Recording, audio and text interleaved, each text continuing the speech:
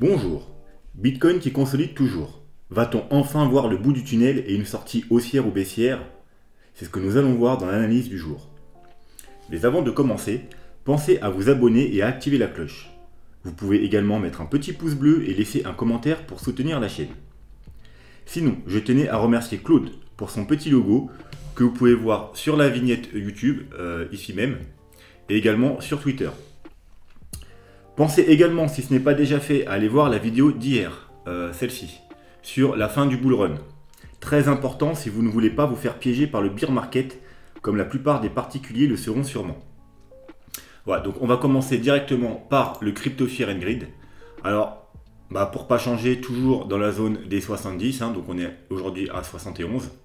Et comme vous le savez, si vous avez vu les vidéos précédentes, nous ce qu'on veut voir, si on veut une belle tendance haussière, c'est un Fear and Greed supérieur à 80. Donc comme lors des deux dernières grosses tendances haussières qu'on a eues du mois de novembre au mois de janvier et au mois de février, où le Fear and Greed était entre 85 et 95. Voilà, ici et ici, c'est ce qu'on veut voir. Et là, pour l'instant, depuis 2-3 semaines, on est coincé autour des 70. Donc un peu comme le Bitcoin est également coincé entre les 50 et les 62 000. D'ailleurs, ça me fait penser au retweet que j'ai fait sur Twitter. Voilà la petite image là. Bon, voilà, c'est un peu l'état du Bitcoin depuis 3 semaines. Voilà, donc on veut un Crypto Fear qui repasse au-dessus des 80. Maintenant, on va passer au graphique. Alors, on va commencer par juste jeter un petit coup d'œil comme ça. Alors, on va s'enlever le RSI qui ne sert pas. Alors là, c'est un graphique en mensuel. Et tout simplement, c'est pour voir les mois d'avril en général sur le Bitcoin, qu'est-ce que ça donne.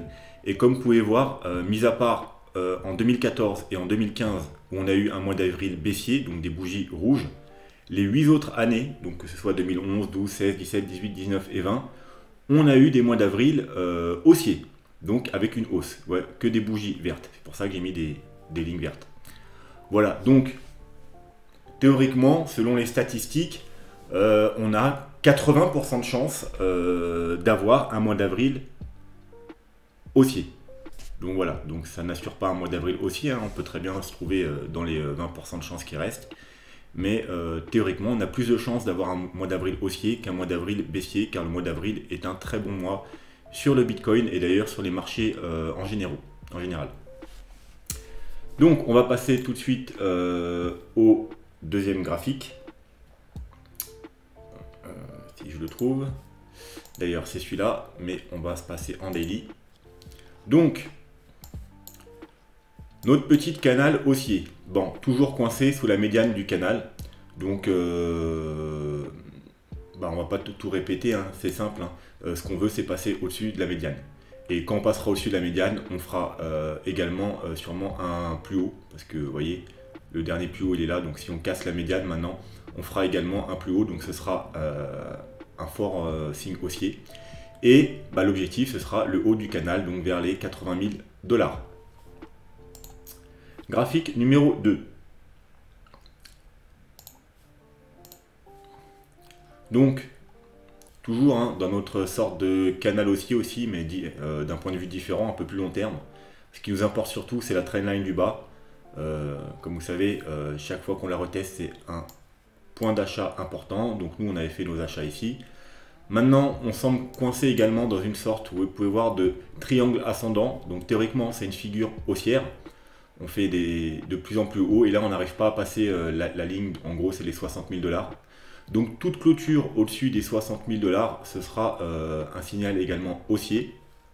Et bien entendu l'objectif reste également le même, alors là il est peut-être même un peu plus haut, voilà, supérieur à 80 000 $, entre les 80 000 et les 83 000 $. Donc à surveiller la cassure haussière des 60 000 $, bien sûr une clôture daily. Sur le plus petit time frame, alors ça je l'ai partagé sur Twitter, si on avait un W qui se formait, alors attendez que je vous le retrouve,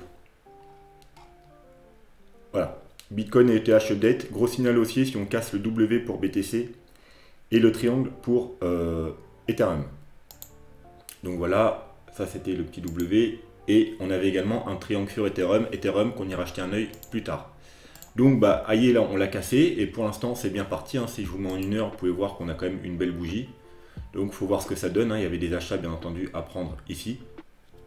Donc on verra ce que ça donne dans quelques heures.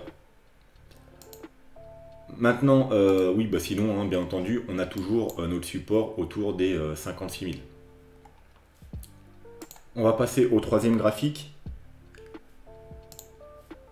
Alors, notre petit canal baissier qu'on a cassé récemment, bah voyez, hein, où c'est qu'on est revenu s'appuyer lors de la correction d'avant-hier et de ce matin, ou cette nuit, je crois, bah, sur notre canal. Voilà, donc point d'achat très pertinent. Voilà, c'est notamment pourquoi j'ai pris un trade ici, alors qu'au départ, j'attendais des cibles un peu plus basses, mais on verra ça après sur les petits time frames. Donc voilà, bah donc tant qu'on tient hein, ce niveau de support hein, des 56 000, 56 000 à peu près aussi le niveau de support de la trainline d'avant, je vous ai dit depuis une semaine, c'est plutôt bullish si on tient les 56 000. Et si on casse les 56 000, on ira probablement chercher les 53 000, voire plus bas si on casse les 53 000. Mais tout d'abord, il y a les 56 000. Ensuite, voilà, il y a les 53 000 et les 50 000. Donc pour l'instant, tout va bien. C'est même plutôt aussi, hein, vu qu'on casse un canal, pullback, et on repart. Donc pour l'instant, tout va bien. Ensuite, dernier graphique. Alors, avant de passer au dernier graphique, on va quand même aller jeter un œil voilà, au CME futur. Hein. Donc vous voyez qu'on a un gap aux 54 000. Mais comme vous savez, moi depuis un an, je prends plus trop en compte les gaps. Alors j'en tenais beaucoup de compte avant, les 2 premières années, car ils étaient vraiment très pertinents, parce qu'on les comblait à chaque fois, mais c'est parce qu'il y avait très peu de futurs sur le Bitcoin. C'était pas encore développé comme maintenant. Maintenant, il y a plein de futurs, il y a des options. Donc du coup, il a beaucoup moins de force, il a beaucoup moins de poids. Le futur CME, donc voilà, j'en tiens moins compte, mais voilà, on peut quand même savoir qu'il y a un gap aux 54 000, et donc ce week-end on a formé un gap aux 60 000, et bon bah quand je préparais la vidéo, on était encore en bas, donc j'étais en train de, je voulais vous dire qu'il y a plus de chances de combler le gap par le haut que le gap en bas, et bah voilà, bah pour l'instant on est bien parti pour combler ce gap aux 60 000 $. Alors maintenant, il faudra voir si on va être rejeté les 60 000 $ ou si on va enfin réussir à passer au-dessus. Ce qui serait, comme dit précédemment, un fort signal haussier. Donc maintenant, on va passer au dernier graphique. Alors, ça, c'est une petite figure que j'ai partagée depuis une bonne semaine, une petite semaine sur Twitter. J'avais repéré ça quand on était à peu près par là, qu'il y avait possibilité de faire une épaule, tête-épaule inversée, donc une figure haussière. Alors moi j'attendais des targets plus basses, donc moi j'attendais des targets ici. Pourquoi tout simplement parce que quand on a un mouvement haussier et que vous voyez, alors vous vous rappelez on avait une trendline blanche là, bon, elle correspond à peu près du coup à celle en jaune là. On avait pris appui dessus et après on l'avait cassé et après elle avait fait résistance. Et on est parti à la baisse. Donc quand c'est comme ça, en général, ça représente une vague en Elliott Wave. En général, c'est la vague 1. Et ensuite, après une vague 1, on a quoi? Une vague 2 corrective. Et une vague 2, les objectifs principaux, c'est les 0,5, 0,618 de Fibo. Et en plus, ça correspondait, comme vous pouvez voir, à un pullback sur le haut du triangle. Donc là, ça aurait été un niveau d'achat parfait. Sûrement trop parfait d'ailleurs, pour ça qu'on n'a peut-être pas été. Donc moi j'attendais plutôt ces objectifs là, et en même temps ça nous aurait fait une épaule tête-épaule parfaite, hein, vous voyez, parce que ici l'épaule elle va justement dans cette zone 0,5, 0,618.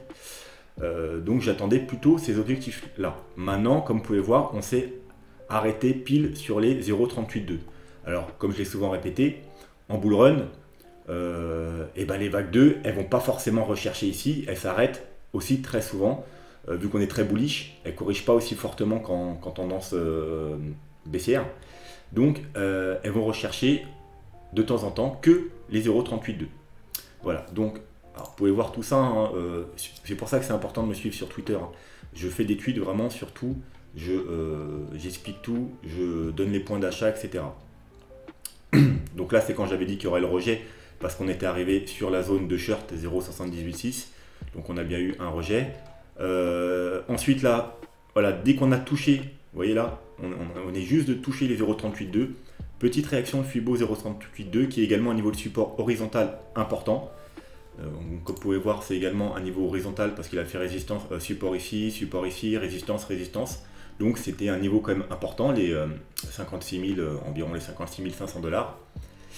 Et également, on le verra après, la EMA 21 daily, d'ailleurs j'ai mis MA mais c'est EMA. Et encore d'autres choses, notamment ce que je vous ai montré précédemment, voilà, le pullback sur le canal ici. Donc au départ, j'étais pas parti pour acheter les 0,38,2, j'étais parti pour acheter cette zone-là. Niveau intéressant, mais je préfère attendre le Fibo 0,5 et le haut du triangle pour tenter quelque chose. Voilà, mais après mûre réflexion, vu que je suis retourné sur mon graphique et que j'ai vu que, notamment ça, qu'on avait retesté parfaitement le canal, qui avait la EMA, alors je vais quand même vous la montrer, même si on y retournera après, hop, on était venu vraiment parfaitement retoucher la EMA 21, je me suis dit c'est quand même un niveau important et il y a quand même quelque chose à tenter, donc ensuite, du coup, j'ai pris le trade quand même. Voilà, vous pouvez voir, au 56 673, donc à 100 $ du bottom, entrée parfaite. Là, quand je l'ai partagé, on n'était qu'à 58 000, donc il y avait 25%, le virage 10. Mais vu qu'on est à 59 000, là, je dois être autour des 40 ou 50%. Donc, un bon trade, encore une fois, de prix. Maintenant, on va retourner sur le graphique qui nous intéresse.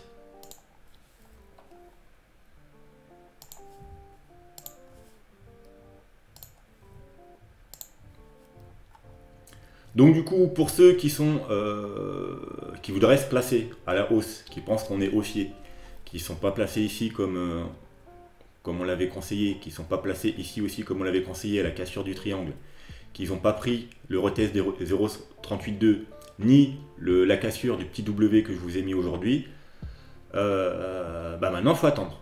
Maintenant il faut attendre quoi? La cassure des 60 000 comme on a dit. C'est en même temps sur le graphique d'avant, rappelez-vous le triangle ascendant qu'on a, alors je vais vous le remontrer quand même, si je retrouve le graphique bien entendu, voilà, donc c'est pas celui-là, voilà, donc c'est celui-là, vous voyez le triangle ascendant qu'on a là, voilà, donc ça équivaudrait à une cassure du triangle ascendant, donc très beau signe haussier, mais également du coup à la cassure de cette épaule tête-épaule, qui peut être aussi également une épaule tête-épaule, même si on n'est pas venu rechercher ici. Une épaule peut être plus courte que l'autre, surtout qu'on est en bull run, donc la deuxième épaule est plus courte que l'autre, ça valide aussi la figure. Et l'objectif de cette figure, alors vous voyez, vous prenez juste la distance entre là et là, vous la reportez en haut, et je l'ai fait juste avant, c'est environ les 70 000 $. Donc voilà, donc on a nos objectifs vers les 80 000 $, on aura un objectif intermédiaire aux 70 000 $. Et rappelez-vous, on avait aussi un petit objectif intermédiaire vers les 65-66 000 $. Donc il faudra prendre, si jamais ça se concrétise, il faudra prendre des profits tout du long, aux 65 000, aux 70 000. Et ensuite, on avait aussi un objectif, je crois, vers les 76 000 et aux 80 000 $. Donc pour l'instant, c'est pas encore gagné. Donc on est toujours bloqué sous cette résistance. À savoir que là, si dans les heures à venir, on reva la tester, il faut savoir que plus on teste une résistance et plus elle est fragile. Donc à chaque nouveau test, il y a de plus en plus de chances qu'elle casse à la hausse. Mais bon, pour l'instant, on n'y est pas encore. Donc bien entendu, ceux qui ne sont pas encore placés et qui veulent faire des achats, vous pourrez vous placer sur cassure de cette résistance, donc des 60 000, et bien évidemment sur clôture, parce que comme vous pouvez voir, on n'a pas clôturé en dessous encore, au moins une clôture 4 heures.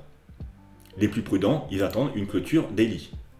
Mais même une petite clôture 4 heures, ça peut le faire. Alors aussi, évidemment, un pullback. Si on monte, et par exemple, qu'on va toucher le dernier plus haut des 62 000, et qu'on revient faire, ou même un peu avant, et qu'on revient faire un joli pullback, ce sera un point pour vous placer.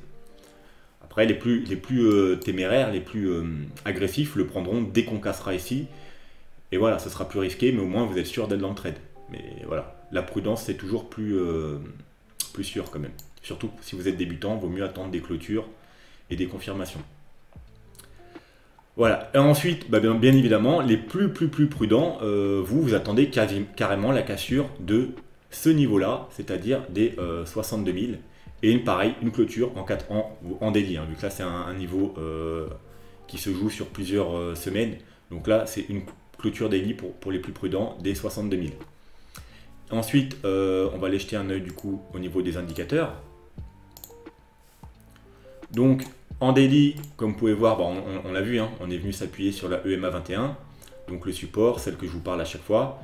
Bien entendu, si on devait la recasser, il y a un petit niveau en dessous au niveau des 53 000, c'est le support qu'on a vu précédemment que je vous ai parlé tout à l'heure, les 53 000 importants. Ben, on a également la moyenne mobile 50 et en dessous on a la moyenne mobile 100 au niveau des 45 000 $. Les moyennes mobiles en 4 heures, comme vous pouvez voir, on est venu s'appuyer également, il y avait ça aussi qui jouait sur la moyenne mobile 100. Là on a fait une petite mèche en dessous et là ce matin on est revenu parfaitement à 2 reprises toucher cette moyenne mobile 100 qui est aussi une moyenne mobile importante en 4 heures. Niveau d'Ichimoku, alors en 4 heures, bon, bah, comme vous pouvez voir, on vient de passer, en même temps qu'on a passé le W, on passait également la Kijun, donc c'était une confirmation en fait. Hein. Vous voyez, il y avait un W, on a cassé le W, mais en même temps ça nous fait casser la Kijun, donc vraiment niveau opportun pour tenter des trades. Et en daily, bah en daily, voilà, on est venu s'appuyer pile sur la Kijun, donc c'était vraiment aussi un bon niveau d'achat, la Kijun. Et maintenant, on est également au-dessus de la Kijun et de la Tenkan.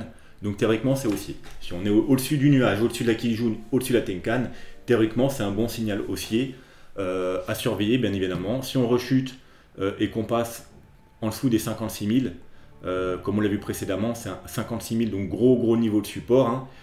Si on passe en dessous, on ira probablement rechercher dans un premier temps les 53 000. Et ensuite, voilà, les 53 000 qui sont là, ce sera le haut du nuage, en plus de tous les autres supports qu'on a vus. Et ensuite, bon, bah voilà, hein, 50 000, 45 000, mais bon, pour l'instant, on n'y est pas encore. Du point de vue du MACD, du stock RSI, bon, alors on s'est fait un petit peu peur ce week-end là sur MACD, hein, qui a recroisé à la baisse, mais là, il est en train de recroiser à la hausse. On a eu 2 petites bougies rouges. Mais là, on a une petite bougie verte, donc si on clôture comme ça ce soir, on aura une bougie verte. Donc c'est toujours haussier. Pour le moment, si on clôture dans l'état, c'est toujours haussier en daily. Mais maintenant, ce qui va nous importer, nous, parce qu'on avait déjà eu nos confirmations haussières, hein, c'est le 3 jours. Rappelez-vous, le 3 jours, on attend toujours nos confirmations haussières. Et pour l'instant, rien n'est fait. On n'a toujours pas recroisé sur le MACD. On est toujours même dans une pente baissière. Là, on a envie que ça s'arrondisse et que vraiment que ça recasse à la hausse. On a envie de voir des bougies roses et on a envie de voir aussi des bougies vertes. Pour vraiment les confirmations finales, ce sera une bougie verte sur le MACD. Et le stock RSI, bien entendu, on a déjà croisé à la hausse, mais on veut qu'il repasse au-dessus de la zone de survente. Ce sera ça nos confirmations. Donc, alors, le 3 jours, comme je vous rappelle, c'est un bon time frame qui évite les faux signaux. Et avec le 3 jours, vous pouvez prendre un bon swing. Quand on a toutes les confirmations, vous pouvez prendre un swing haussier. À peu près comme vous voyez, on a eu là, confirmation. Hop. On a croisé, on a eu des bougies vertes, on est repassé au-dessus de la zone de survente. Et voilà, un bon trade à prendre, un bon swing à prendre. Et on clôture une fois que on recroise ici toutes les confirmations baissières. Et ça nous fait un trade de, si vous intéresse, d'environ 200%. Vous voyez. Donc c'est ça qu'on attend ici, pour prendre un gros swing. Alors moi je pense que les confirmations, elles arriveront tout simplement quand on cassera le plus haut. Et quand on va clôturer au-dessus du dernier plus haut, les 62 000. Donc comme je vous ai dit, les plus prudents, ils attendent la cassure des 62 000. Et si vous voulez vraiment être encore plus prudent, vous attendez une clôture et les confirmations en 3 jours. Donc du stock RSI qui repasse au-dessus de la zone de survente. Et du MACD qui croise à la hausse avec des petites bougies roses et le mieux encore, une petite bougie verte. Et là, ce sera vraiment un très bon trade aussi à prendre pour surfer la prochaine vague haussière qui nous emmènera probablement vers les 70, 80 000, peut-être même un peu plus haut si on a de la chance. Donc c'est tout ce qu'on a à dire sur le Bitcoin. Hein. Au final, je fais un peu que répéter ce que j'ai dit dans les vidéos précédentes parce que malheureusement, comme vous pouvez voir, il ne se passe pas grand-chose. Depuis 1 mois et demi, on est dans une période de consolidation. on forme un joli W un petit peu, voilà, donc hein, bien entendu, quand on cassera ici, ce sera un gros signal haussier.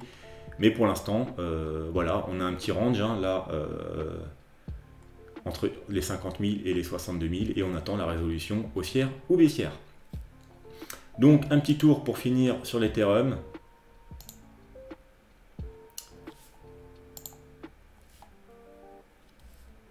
Hop, on va se mettre en 4 heures. Voilà, c'est le triangle que j'ai partagé sur Twitter. Donc, il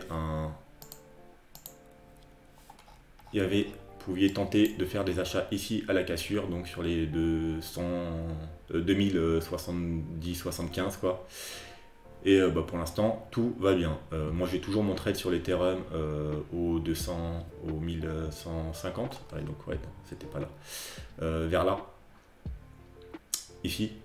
Donc voilà, je tiens toujours. J'ai pas encore pris de profit. J'ai pas encore pris de profit parce que tout simplement, on n'a encore pas du tout atteint de zone intéressante pour prendre des profits. Car si ça devait casser à la hausse, j'attends des cibles beaucoup plus hautes. Alors les cibles sur l'Ethereum, rappelez-vous, on les avait mis par rapport à une plus grosse figure, bon que j'ai pas là, c'est peut-être la figure dans le dessous. J'ai un autre graphique de l'Ethereum, voilà. Peut-être en daily. Voilà, c'est ce plus gros triangle. Donc rappelez-vous hein, qu'on a cassé, d'ailleurs pour ça que j'ai pris un trade ici, au 1950, donc moi mon trade il est ici. Et les objectifs de cette figure, hein, ils sont environ les 2500-2600 $. Donc voilà pourquoi tout simplement j'ai pas pris encore de profit pour ce trade, parce que vraiment on n'est qu'au début. Donc plutôt bullish, hein, l'Ethereum bien entendu, hein, on a cassé ce triangle, on a cassé les derniers plus hauts, on a fait un nouveau plus haut. On est venu retester un peu justement le dernier plus haut, et là on repart à la hausse. Donc dès qu'on va casser les derniers plus hauts qu'on a fait il y a un jour ou deux, il faut s'attendre à ce qu'on ait cherché probablement les objectifs de la figure, donc entre les 2400 et les 2600 $.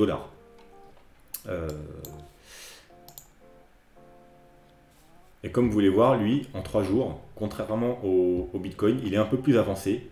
Voilà, lui, on a eu les premières confirmations avec un joli W. Et là, on est sur le point de croiser. Donc si l'Ethereum continue un peu à monter, à la prochaine clôture, on aura croisé. Donc la prochaine clôture se fera le 7 avril. On est le 5 avril, ouais, bon, dans 2 jours. Donc bon, c'est peut-être un peu tard pour attendre, hein. Le mieux c'était de le prendre quand même à la cassure haussière. Mais bon, pour l'instant c'est très bullish sur l'Ethereum. Alors j'ai pas le temps de faire les petites cryptos que vous m'avez demandé aujourd'hui. On m'a demandé plusieurs cryptos. Notamment, si je me souviens bien, le 1 inch, le UOS et une autre. Mais je les ferai demain, promis, j'essaierai de les faire demain parce qu'il y aura, je pense, moins de choses à dire. Donc je vous ferai ça, tout ça demain. Voilà, donc n'hésitez pas à laisser un commentaire, n'hésitez pas à, si vous avez des questions, à laisser vos questions dans les commentaires. Et si vous voulez que j'analyse une crypto, alors en général, j'en fais qu'une par jour parce que j'ai pas trop le temps. Mais voilà, quand il y en a plusieurs et que j'ai le temps, j'essaye, je vous en sers 2 ou 3, mais bon, j'en fais minimum une par jour en général.